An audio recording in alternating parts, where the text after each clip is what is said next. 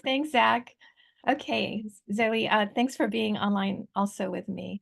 Um, so my presentation's going to be ADUs and sort of forming tiny house communities, all kind of with ADUs. And so I have a PowerPoint presentation that I wanted to share. Um, so I'm Vina at Soul House Design. That's my business in architectural residential design. And just a quick run through with my background. I built and designed my own tiny house in 2012 and finished it in 2013. This is the 20 foot by 8.5 feet. And this is the interior of the tiny house that I built originally. And then later on, I built a tiny office because I liked living in a tiny house so much. So I decided to build a separate office space. And this was smaller at 16 feet without a bathroom. And this is the interior. And it's called Soul Pod. And then a couple of years later, I wanted to sort of bring the two together in sort of a community concept initially, with having a courtyard between the two units so that I could have outdoor space.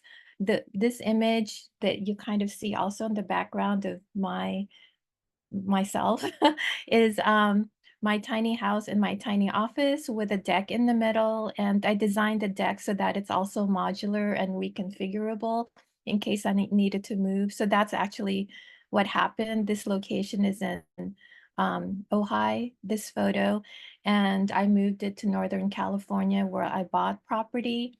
So I relocated these two units and reconfigured the decks with the idea that it's really a flexible tool that you can use for your life that can move and change as you need. So that's kind of, I think, the benefit of tiny houses on wheels, and the reconfigurability reconfigurability and the flexibility of your lifestyle. Um, so fast forward to several years later, this is, I think, in 2022 or so, maybe to 2020. I designed a prefab idea with having it built on a foundation, built on a factory, and permitted legally within the state of California as a prefab. And so this unit is, see the floor plan here, is 24 feet by 10 feet. So it's slightly bigger than what my tiny house was. Um, so there's the living space here in the center and the bedroom here on the left, and then a full bathroom here on the right. And the idea is that it's a really efficient floor plan with the circulation basically off one side so that you can maximize the space, the openness kind of at the remainder. So the sofa, which is built in because there's storage underneath, and then the kitchen and kind of the combination dining, living room is in the great room. And then the bed has kind of a platform so that you can have additional storage below and also have storage on the side of the bed. And then the bathroom is a full bathroom that actually felt quite big, surprisingly, when it was built. Even I was surprised because there's no separation between the shower. It's a walk-in shower, and it's just all open. So I'll show you some photos. And then the deck is definitely a big element in my design, where it's almost, twice the living room space, because in California and most of, sunny parts of the United States, you can really take advantage of the outdoor space throughout the year. And so this is kind of the concept with my tiny house and tiny office, where I'm maximizing the outdoor space as a connection between the two units, kind of as a living room gathering space. So going back to this image, that's the prefab tiny house. And then when a client had approached me to actually build this unit that was in concept phase, we went ahead and started designing it on her location in Santa Paula, California, which is very close to Ojai. And so this is the image of the finished, completed prefab on a foundation that was factory built in Santa Paula, and it was shipped to the site here. And I'll show you, let's see kind of the layout. Um, this is the street, and this is the main residence, which is nice and large. Um, so the owner is a couple, husband and wife, with their mom living with them. And then her sister um, is living in the back with the prefab tiny house. So this allows the entire family to live together, but still have a sense of independence and separate, individual space for the sister who really wanted to live minimally. So I thought that this is a really good idea for families and spaces for friends to come together, as another example, to share one parcel and not be constricted with just two dwellings. I mean, this is an idea of two dwellings essentially, but the idea of having even another unit so that multiple groups of people can live together, I think is a really good concept to provide more housing stock, like in California, where it's really a crisis. So this arrangement is like a family compound where um, her name is Olga and her husband. They have their mom living with them in the main house and her sister living in the back house. So that's what ADUs provide, is a separate dwelling for the main house. Um, and so here's the image of, um, you know, the unit at the very back of the property, and there's a lot of open space in the front. Again, the idea of outdoor space is part of the living space, and they have a lot of drought tolerant planting and rainwater. It was really landscaped well for xeriscaping to preserve, water and divert storm water to a swale here that kind of feeds a waterfall, which is not shown here, but it's really beautiful the way they did the landscaping. And again, this is the floor plan that shows the space, and this is the interior that was built out, showing the kitchen. It's just really compact and efficient.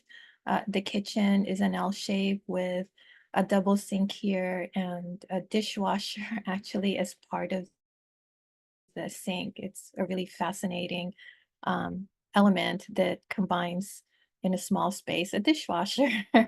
um, and floating shelves and the mini split unit here on the wall to give heating and cooling in the space. And these are the built-in um, seating for the living room that has storage below. So there's plenty of storage for pillows and other knickknacks. And this is a coffee table that is multi-purpose because it has a hydraulic lift that can become kind of a dining table height. And of course, it's a coffee table. And again, just a lot of storage that's with floating shelves so that it doesn't feel like a solid mass on the wall that helps the expansiveness of the space.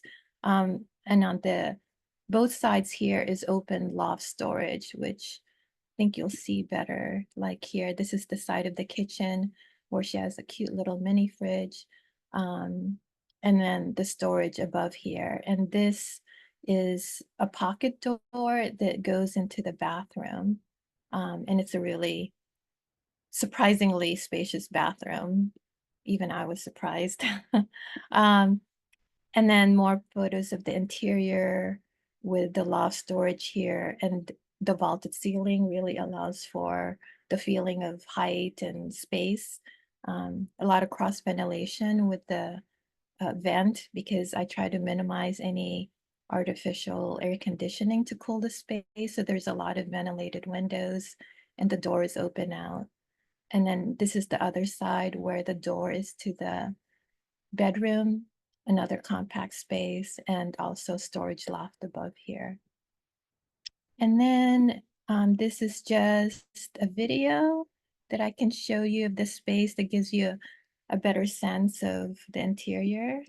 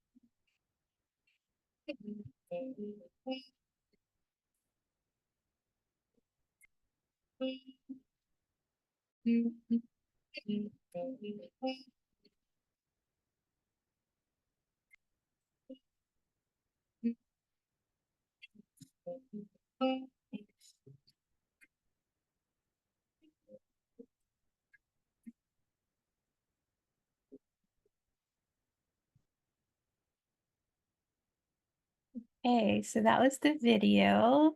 And this is the site plan that I referred to earlier with the idea of the prefab being the ADU at the back of the property. And since it's so small and compact and functional, um, it allows for a lot of space outside. So it should fit most small properties even. This is a nice large property, but the idea of the prefab ADU is that it is available to be installed in most properties, even very small properties.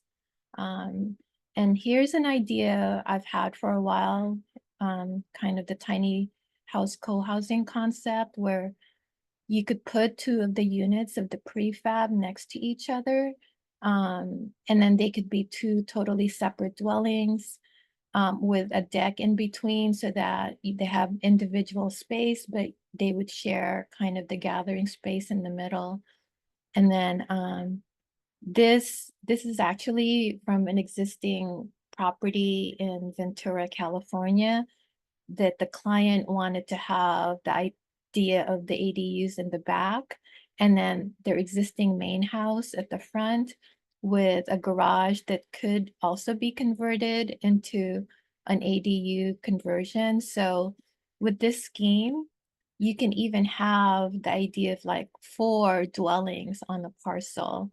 And there's certain zoning provisions in the state of California that allows you to do a split lot. I think it's called SB9, where you can take an existing parcel and split it in two so that you can have more than 2 dwellings on the parcel. So for example, in this case, this could be one divided parcel and this could be another.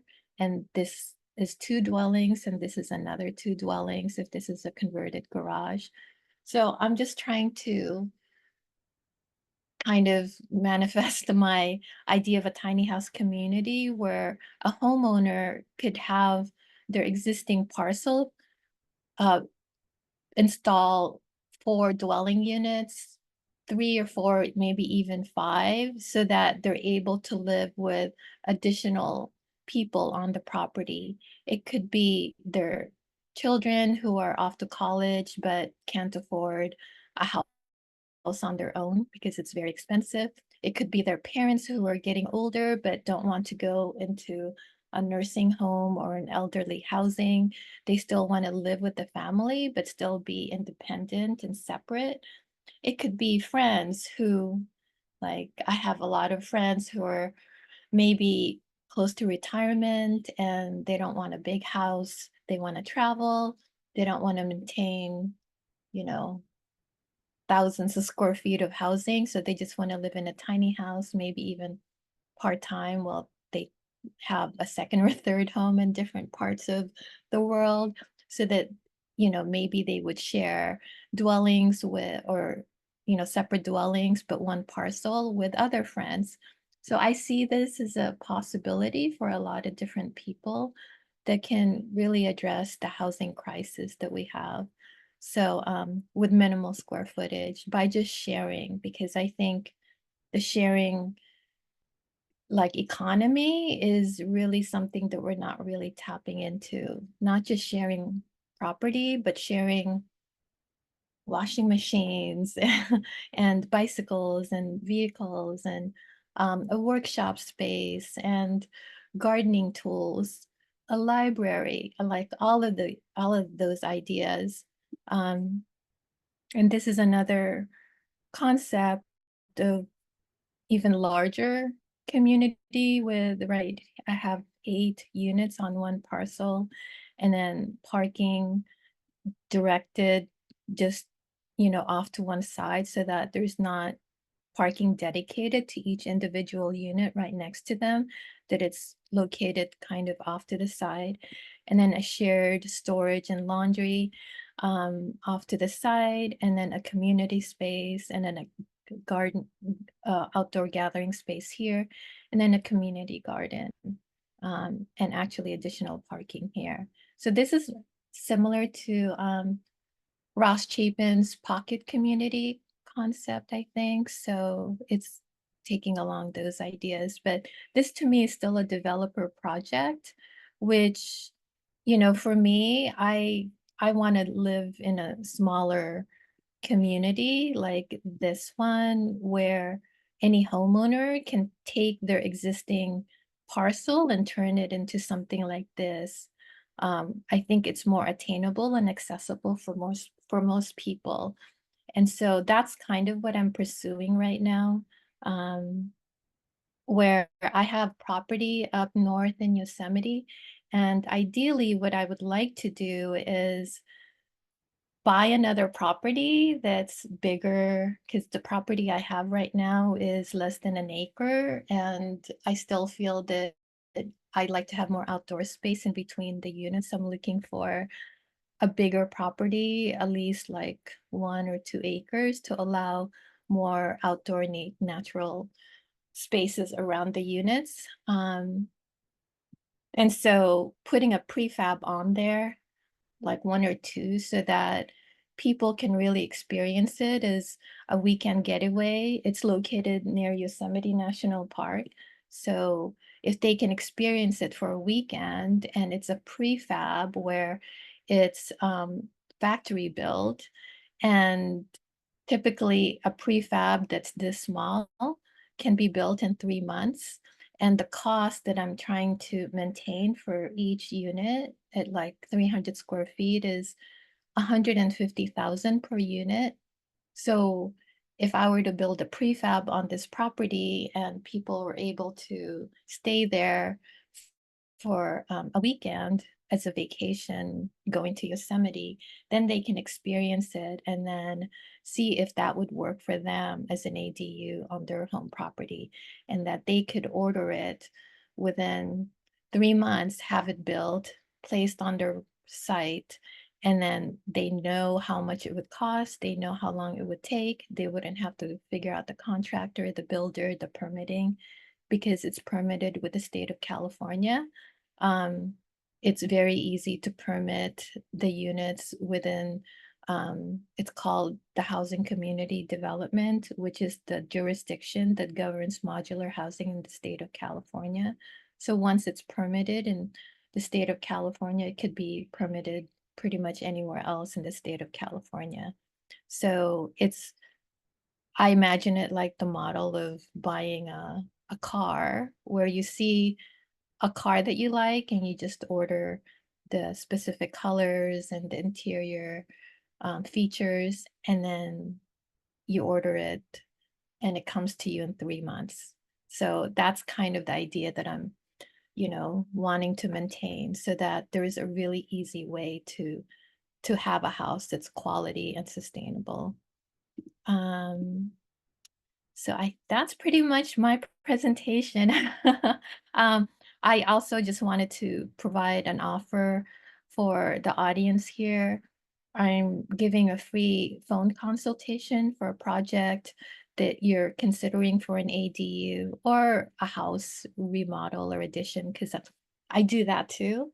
Um, and I'm offering a special discount for a site consultation, pretty much anywhere in Ventura County or Santa Barbara, LA County.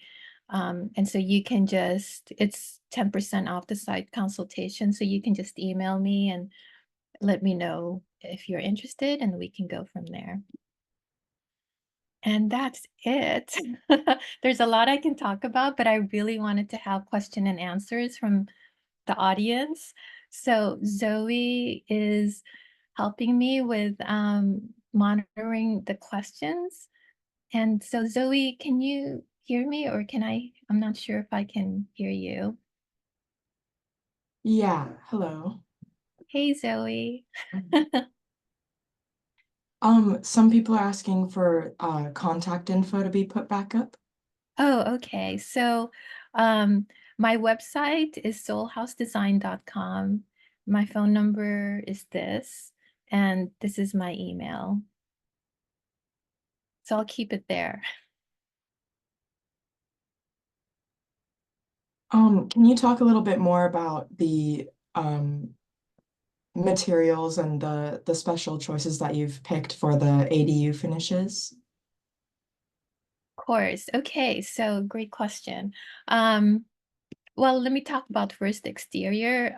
In the state of California, it's generally known that most locations are in the high fire hazard zone. So I um, picked materials that automatically comply to the 1 hour rated requirement for exteriors. So, for example, the roofing is a standing seam metal roof.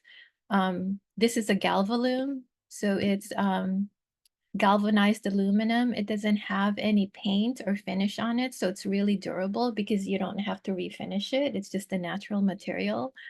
And it's really lightweight, it can travel well, it's extremely durable. It's a lot more durable than asphalt composition tile roofing, roofing. It's one of the most durable roofing materials anywhere, and of course, it's high fire hazard, rated. And then the exterior siding is not wood. It looks like wood, but it's fiber cement tile called Hardy panel.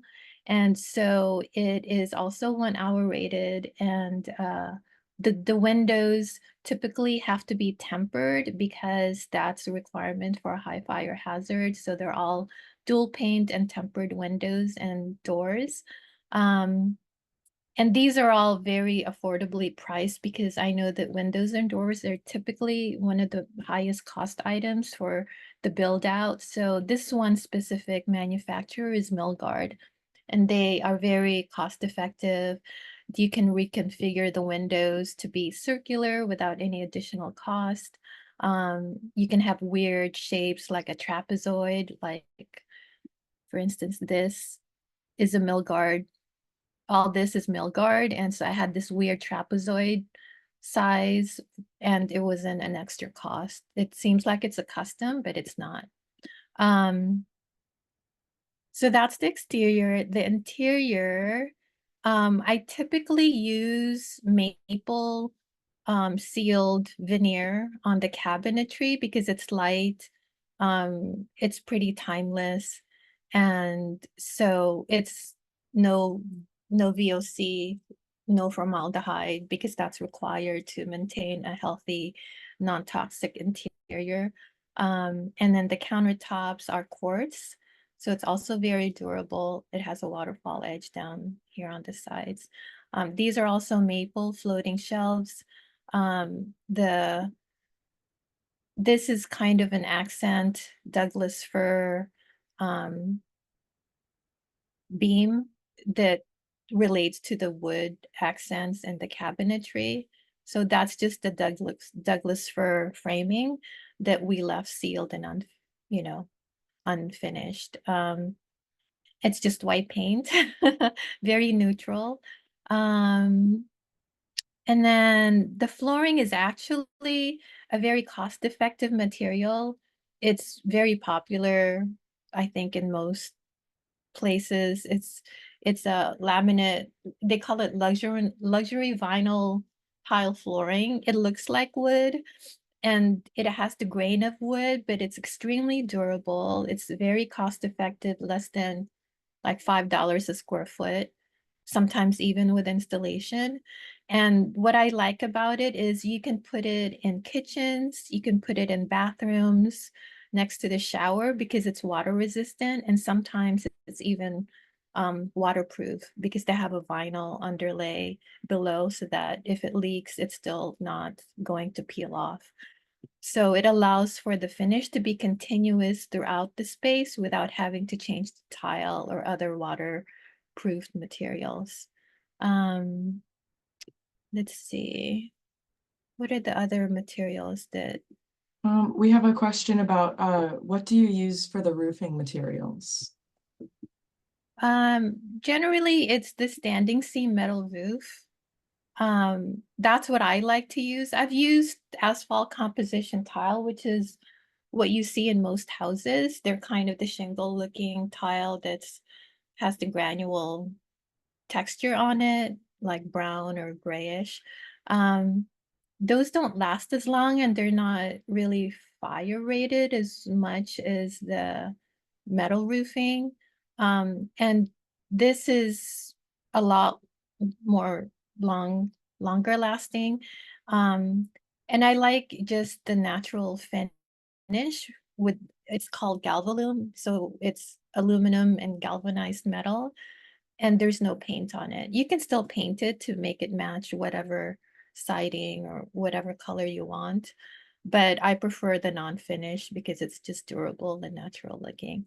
So, I mean, you can also use tile like um, Spanish tile, but those are a lot heavier. They are fire resistant, but they're heavier, so you need to really beef up the framing on tile because of the strength that's needed to support the roof. Okay. Two more questions about material and then we'll move on to the others. Mhm. One is, are the vents Vulcan? I don't know if you have. The vents for like here? Yeah, the vents for the ADU. Yeah, so I don't have to do venting because it's a vaulted space because even in the loft, it's vaulted. So you need venting when you have bat insulation because there's air gaps within the bat insulation. But if it's vaulted, I actually don't use bat insulation because it still has air gaps and it's still required to be vented. So I typically specify spray foam insulation like isonine, and it allows me to also have a smaller um, roofing framing member instead of like a 2 by 10. It would be a 2 by 6 because the insulation thickness is a lot less for isonine. So I don't need venting on, you know, on the walls or even underside of the soffit because I use isonine, which is the spray foam insulation. And then what are the interior walls made of? They're 2 by 4 framing. Is this the question? Like the framing? Oh, here? Like Yeah, I think between? so. Yeah, they're just 2 by 4s. If it's with a toilet or other major plumbing fixtures, it probably need to be a 2 by 6 Douglas fir framing. Um, but in this case, all the plumbing is on this wall, and I believe he was still able to maintain a 2 by 4 actually.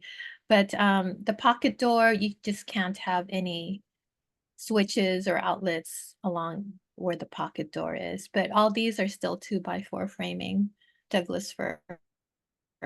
So it's not any different than the exterior wall. Okay. Who owns the land under the tiny home? And So does one buy the tiny home and the land portion it sits on? so this was actually a development with, a big developer in Santa Paula. And this was all still under construction when I was doing the permitting and design of this unit.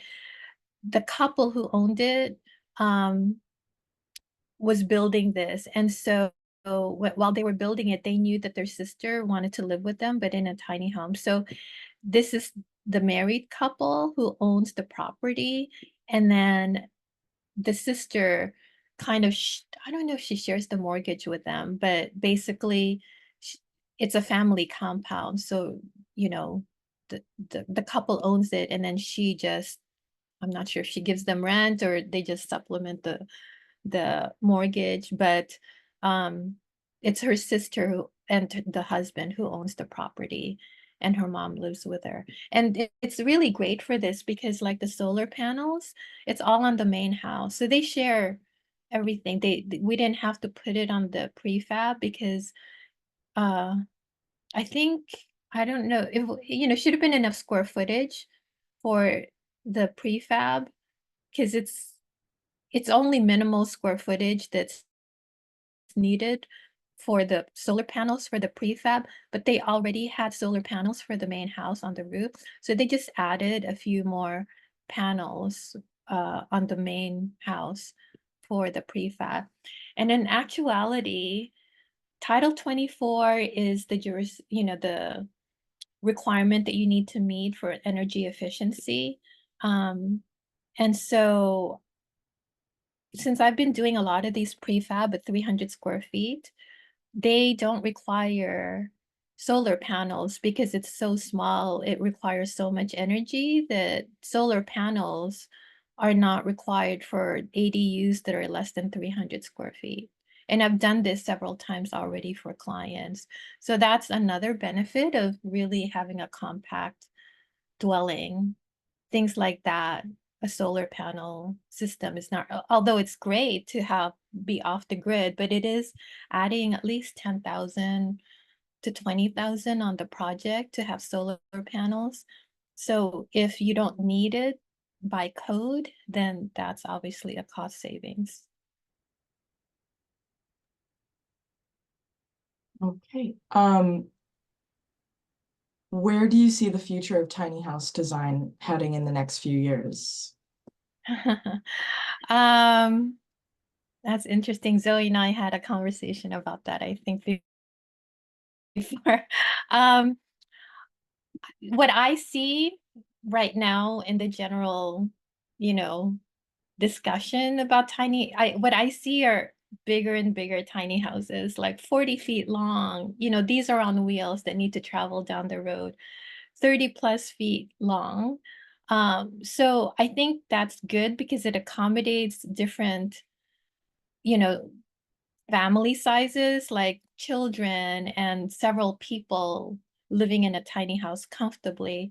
But it is more difficult to take down the road because you have a much longer truck to put it on, and it's harder to maneuver, more utility bills, all of that. I mean, what I would like to see is kind of smaller units that are put together so that you can be more flexible. You can have like a few more tiny houses for kids and a few more tiny houses for additional family members like your parents instead of one really long 40 unit. So I see it getting bigger and the cost obviously gets more expensive. What I would like to see is the idea of, yeah, having smaller units be really designed efficiently and have it be set in a community. I see a lot of projects, not just in United States, but throughout the world who have done tiny house communities well. And I wish I could do it here in California because it's just so expensive here to buy land, and it's hard to do it myself. But that's what I would like to see is more, it's easier to build, and not necessarily a big tiny house community like this, but I'm thinking more like this, where perhaps, or actually this, we can have a few more units on one parcel without having to get a developer involved. Because I'm actually doing another project right now with the city of Agoura Hills for an affordable housing project. And, uh, yeah, we're doing only 10 to 12 units on almost, it's at least 2 acres. But, getting a developer involved is not very profitable for them because it's 10 to 12 units is not really making it worth it for them to have that project. But if we can do something like this where just a regular homeowner with a decent size parcel can put a few more tiny houses on it, they can rent it out for not just, their family, but to help with their mortgage is another housing possibility for full-time residents or even vacation rentals. So that's what I would like to see, more development like this, not with a big developer, but just a a, a single private homeowner who can do something like this. I hope that answers the question. If you would like to show your City of Agora Hills on your website, I sent that to you. We have another question. Sure. How do you incorporate sustainability and eco-friendly materials in your tiny house designs? So great question. I also want to make an announcement that I just recently got B Corp certification, which I'm super proud of because it is a really rigorous assessment of my business operations and how I really strive to be sustainable. I know there's a lot of greenwashing in that, but it really substantiates how your business operations work with sustainability. And so I just got certified like a month ago. Anyway, um, the question was regarding green materials. How do I implement sustainability? Yeah, how do you implement? Okay. So the first thing is sustainability by design, which follows affordability by design. So having a very compact footprint where this is, less than 300 square feet, and you use a lot less materials, you use a lot less utilities, it's a lot easier to pay for because hopefully you're not getting a mortgage and you're not having to pay so much for your electrical, heating, cooling, water, sewer. So it's sustainable because it's so small. You're having less waste because when I built mine tiny house, um, I realized how much waste I generated. I mean, just when I was building my tiny house with like 300 square feet of living space, I was surprised how much waste I generated with the materials. So I could imagine if I was building like a 2 or 3,000 square foot house, how much waste that generates. Because actually, one of the things I went through when I was in my career early on was feeling disillusioned and guilty in my profession as an architecture student, knowing that 25% of US waste is due to construction and architecture industry. And also our carbon dioxide footprint is um, based on the construction and architecture industry. So it just didn't make sense to me when we were building so big and having such a big footprint on the earth. So building small is one thing, and having non-toxic interiors is another, like no off-gassing, no formaldehyde, like with paints and adhesives to cabinets, the glues that are used. Um, Having long-lasting materials like the cement board, the exterior siding, it doesn't crack. So it's really long lasting, and the metal roof is really long lasting and durable. So durability definitely is an aspect of sustainability. Um, and then the xeriscaping of the landscaping so that all the plants are drought tolerant and native as much as possible so they don't have to water it. We divert storm water. I wish I had more photos but this is kind of the edge where they created a swale along the property so that there's actually kind of a small like waterfall here, and then so all the rainwater gets diverted and gets recirculated into the landscape instead of it going to, you know, the street into the oceans. Um, so those are some examples of sustainability. Um, and then the appliances, all like Energy Star, the shower fixtures are low flow, the toilet is low flow, and those are typically required for the green building code in California. So it's a minimum standard you need to meet just to permit your structures in California, which is typically more stringent than the rest of the country. So, it's not even a choice in the state of California, which is good. It's just more stringent. Okay, very nice. We have another. So do you know which counties in Southern California allow more than one ADU or tiny home on someone's personal property? Because this person has read municipalities and counties not allowing more than one ADU. So the state of California is really easing up the regulations. So on any property, typically you have the main house. You can have a junior ADU attached to the main house. That's what's called a junior ADU. So that means that you would have a separate suite, like that's kind of what we did in Santa Paula. The mother who lives with them has a separate suite attached to the main house. So she has her own little kitchen, has her own bathroom, has her own sleeping room and living space. So it's kind of like this attached to the main house. So that's what a junior ADU is. And then, so that's a junior ADU attached to the main house. That's another dwelling there. The garage can be a converted ADU, and that's also easing in the state of California. Many jurisdictions ease the requirements for the conversion of a garage into an ADU. Like the city of Ojai has minimized the requirements for permitting to convert your garage. Um, and then in your backyard, typically you can have a detached ADU. So you would have, if you really want, like this is not currently available as a legal option, which is crazy to me because you would have like two detached ADUs, and typically you would only be allowed one detached ADU.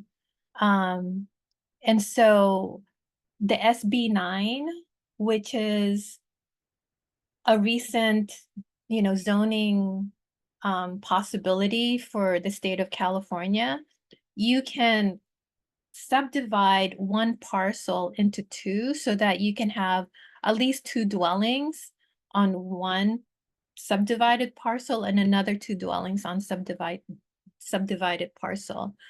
But again, you can convert your garage also as an ADU. So that's um typically you're only allowed two ADUs or one attached ADU and one detached ADU. Some zoning allows you to have duplexes, where you have two houses next to each other. But I don't think that's a single family residential zoning. I think that's more of a multifamily zoning. So it depends on the zoning for your specific parcel, and that varies throughout the state of California. You know, you have to kind of look at the zoning designation for your parcel and see what is allowed under that zoning. Some you have to get a conditional use permit or ministerial permit with the community development director. It's all kind of different. So it's hard to answer that in a blanket statement way. But in general, you can have a junior ADU and a detached ADU. And you can maybe convert your garage, but that would be three ADUs. Maybe if you want to do this under the radar with the garage conversion, that's a possibility. Because a lot of these you can kind of qualify this as an accessory structure, not an accessory dwelling unit, so that this is not considered a dwelling, but just an accessory like a workshop space or a studio or an artist, studio. So you're not calling it a dwelling. So you can definitely have several accessory structures on your property. You just can't have more than technically 2 dwellings. So if you don't call this a dwelling, but you just call it an accessory structure, and maybe not show a shower, not show a refrigerator, because then that triggers it as a dwelling, it's a full-time habitable space. That's one way of going around it. So, there's ways of accomplishing this, but sometimes it's not technically, you know, allowed, if that makes sense. Okay, so can you describe your design philosophy when it comes to tiny houses? And what principles guide your own creative process? My principle behind my tiny houses, so I guess I can give you a sort of history. When I started my business, Soul House Design, I was disillusioned in the profession, occupying so much of the world's resources. I didn't like the way the profession. So I wanted to have a project that aligned with my values and sustainability and affordability. And I didn't want to get a big mortgage. I didn't want to spend a ton of money. I wanted to spend little money, not get a huge home loan. So trying to figure that out. And that's when, like 1 or 2 years later, my a colleague of mine from Germany told me about this, of all places from Germany, told me about this tiny house concept where I can build something affordably, I can have minimal impact on the earth. I didn't need a ton of money. So this is like 2011, 2012. And that was my way of doing something that resonated with my values, building something sustainably and affordably. And that's how my tiny house came to be. Um, so that's my ethos behind tiny houses. And like seeing tiny house designs now getting bigger and bigger and bigger, I feel sometimes it's losing what the whole movement is about, because it's really thinking about being efficient with your space. Like I have many clients who have houses and um, I design the plan with them. And one client, for instance, had a really big, not really big, but decent addition to the main house. And I honor whatever they would want to do, but I always try to educate and really try to understand what their desires are, not just what they see in pictures and magazines and what the fad is, but really what works for their lifestyle. So after 1 or 2 years of designing their edition, like pretty big, they came back like 1 or 2 years later and decided they it was too big. They really scaled it down. And that's really satisfying for me because I think they were much happier with it because, as you get older, because they're not getting younger, they don't want to maintain all this stuff and space and pay for all of that. So, really trying to maximize the efficiency. That's my goal because once you design with that with efficiency, affordability automatically is achieved and sustainability is achieved. It's by design. So that's my ethos. I'm sorry, Zoe, what was the other part of that question? And what principles guide your creative process? Oh, the creative process. Again, making it as compact as possible. So like circulation, I really first look at circulation. How efficient are you getting from one room to another? This is just a straight shot. And even here, like you're here and then you can access the kitchen all around and you're here. So looking at the space planning and how efficient is your circulation. Um, the height, maximizing vertical spaces so that you're using as much of the vertical space, not just horizontal space as possible. Um, Even in the bedrooms, like and storage, providing storage wherever you can. And that's why I specify and design built-in items. Partly because you can't really find sofas that are small enough to be functional. So built-in sofas have the storage below. You're able to have she originally we had a cushion here, but she really wanted like surfaces for placing things. So she made this without a cushion so she can put books and other things in there. So maximizing kind of storage possibilities. And really just simple interiors with light colored walls and neutral accents so that you can have um, pillows and maybe an accent wall like this is just an accent that you can change over time. Decor and artwork can really create accent in the space so that it it doesn't matter like 20 years from now that it's another decade because it's timeless and classic, and you can always change it up throughout the years if you feel like a different color or a different, you know, artwork. So it's flexible. You don't have to stick with the same kind of decor. Um, um, the functionality of it, like having a lot of operating windows so that you're not using the air conditioning as much. So cross ventilation is really important. There's operable window here, an operable window off the living area. Oh, actually, I should talk about passive heating and cooling.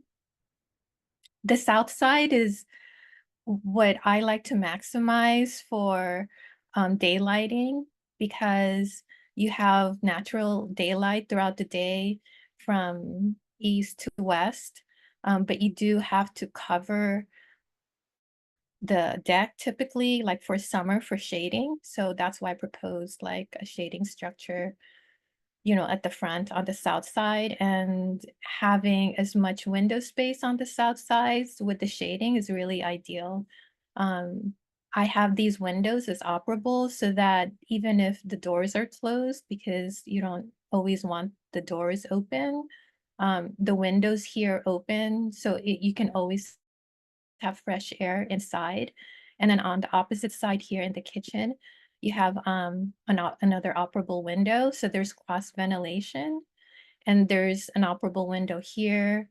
There's actually another window here. So there's again ventilation, and these can be kept open so that you can have the cross ventilation from one room to another. And I also have a fan. Sometimes you can have a fan in the bedroom and in the living room so that it promotes the cross ventilation again without having to use the air conditioner.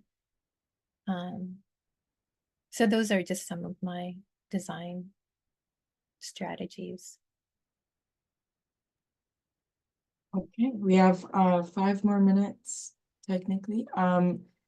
Last maybe question is, what if you had a community that has separate quarters with a shared bathroom and shared kitchen as two separate buildings? Would that Mhm. be able to get around codes?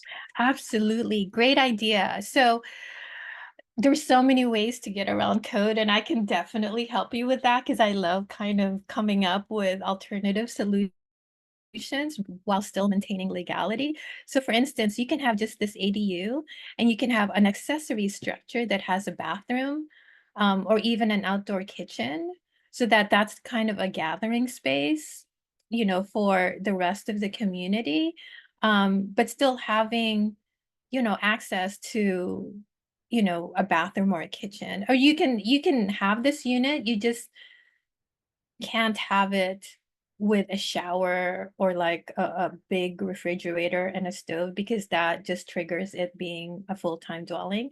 But if you just have a separate bathroom, a separate kitchen, not really a separate kitchen, but maybe an outdoor kitchen, that definitely can be legal. So that's really a great idea. And that's, again, chiming in on calling something an accessory structure. Like we can have 120 square foot structure, which is not typically requiring a permit, and have that be a bedroom. You can call it storage. But having that be like a sleeping area, you just can't have plumbing in there. You can also have another structure for washer and dryer, like a community laundry room. So those are great ideas and something you can definitely do to be legal.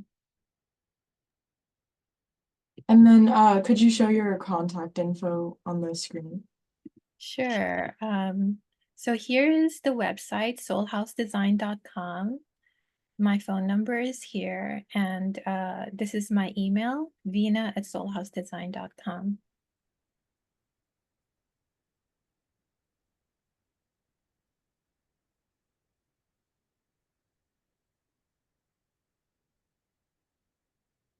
Okay. And you've got a bunch of compliments coming in the chat. Aw, Yeah. thank you guys.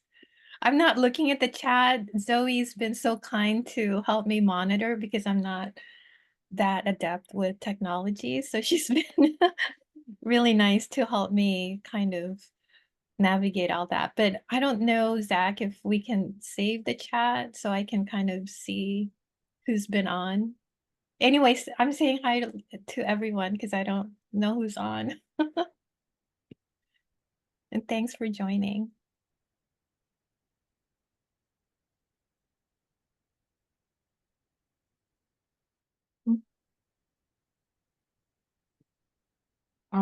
Okay, so there's people saying that they really like your concepts and designs, spaces that feel so fresh, light, and open. Yeah. Saying great presentation, and thank you multiple times. Thanks everyone. All right, we have one more All right, minute. you guys. Well, thank you so much, Vina and Zoe. Really appreciate you guys jumping on here, answering all the questions, and giving us kind of the tour of what you guys got going on. Absolutely. Thanks for the opportunity, Zach. I always Yes. appreciate you inviting me to this thing. And I've been trying to watch the other sessions and they've been great. I am so happy with all the speakers that you've had on. Yeah, definitely. We're appreciative of all the different speakers who've jumped on here, and they've shared a wealth of information just like you have. So we really appreciate it and excited to hear you next time. Thanks a lot, guys. I really appreciate it. Thank you, Zoe. Absolutely. Yeah. Thank you both. Appreciate it.